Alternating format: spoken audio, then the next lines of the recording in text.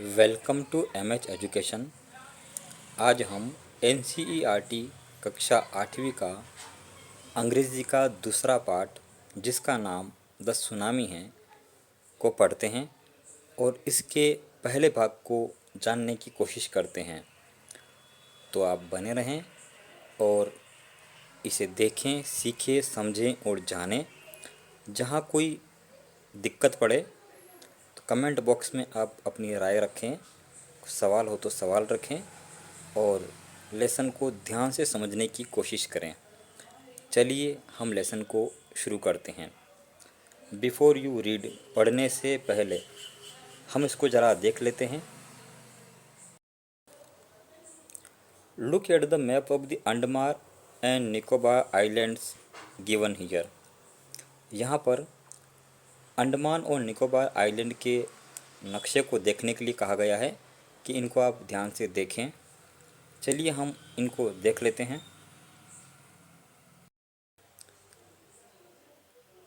इस मैप का हम यहाँ पर ऊपरी हिस्सा ही देख रहे हैं और इसका अगर आपको दूसरा भाग भी, नीचे वाला हिस्सा भी देखना है, सो अगर आप अपनी बुक में देखेंगे तो वो ज़्यादा बेहतर हो जाएगा, क्योंकि इस स्क्रीन पर पूरा नक्शा एक साथ देखना मुमकिन नहीं हो पा रहा है। फिर भी मैं कोशिश करूँगा कि आपको इसका अगला जो हिस्सा है, दूसरा पार्ट है, यानी इसका दक्षिणी हिस्सा भी दिखाने का कोशिश करता हूँ। यह इसका दक्षिणी हिस्सा है। अब इस नक्शे को अपनी टेक्स्ट बुक में देख लीजिएगा।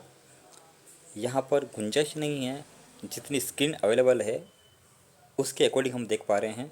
फिर भी अब हम इस नक्शे को देखते हुए यहाँ जो कुछ भी पॉइंट्स लिखे हुए हैं, इन पॉइंट्स को पढ़ने की कोशिश करते हैं और क्या कहा गया है हम देखते हैं।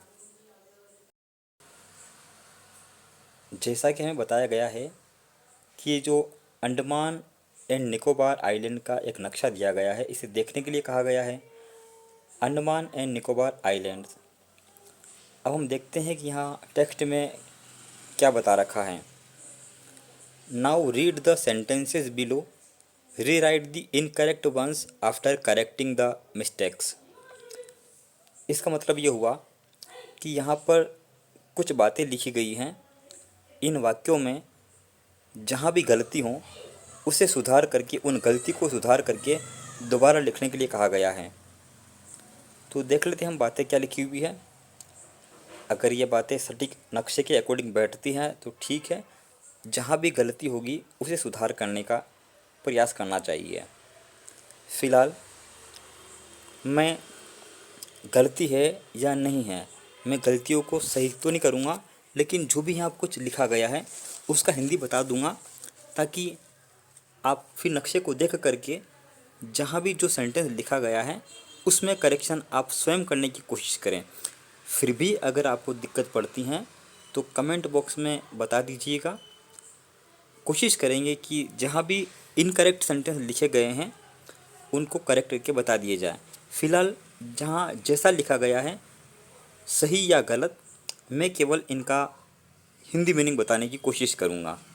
सो आप बने रहें और देखिएगा। यहाँ से हम पढ़ते हैं। पहले जो हमें स्क्रीन पर दिखाई दे रहे हैं 3 पॉइंट, हम केवल इन 3 पॉइंट्स को पढ़ लेते हैं और इनका हिंदी जान लेते हैं। तो पॉइंट नंबर 1 लिखा हुआ है, 1 से लेकर के मैं 3 तक पढ़ दूंगा पहले इंग्लिश में, फिर इन तीनों का हम हिंदी एक साथ देख लेंगे। तो पहला है, Katchal is an island. The second sentence is, it is a part of the Andaman group of islands. The third sentence is, Nankobi is an island in the Nicobar group. अब हम इन तीनों का हिंदी मीनिंग जानते हैं। पॉइंट नंबर फर्स्ट है, इसका मतलब है कच्चल एक आइलैंड है, यानी कि एक द्वीप है। दूसरा, यह अंडमान द्वीप समूह का एक भाग है। और तीसरा, नानकोरी एक निकोबार द्वीप समूह का एक द्वीप है। अब हम जानते नहीं हैं ये सही है या गलत है, जो कुछ भी है, लेकिन मैंने इनका मीनिंग बताया है। जहाँ भी कहीं इनकरेक्ट सेंटेंस है उनको मैंने करेक्ट नहीं किया है, तो आप नक्शे के मुताबिक इसको करेक्ट करने की कोशिश कीजिएगा।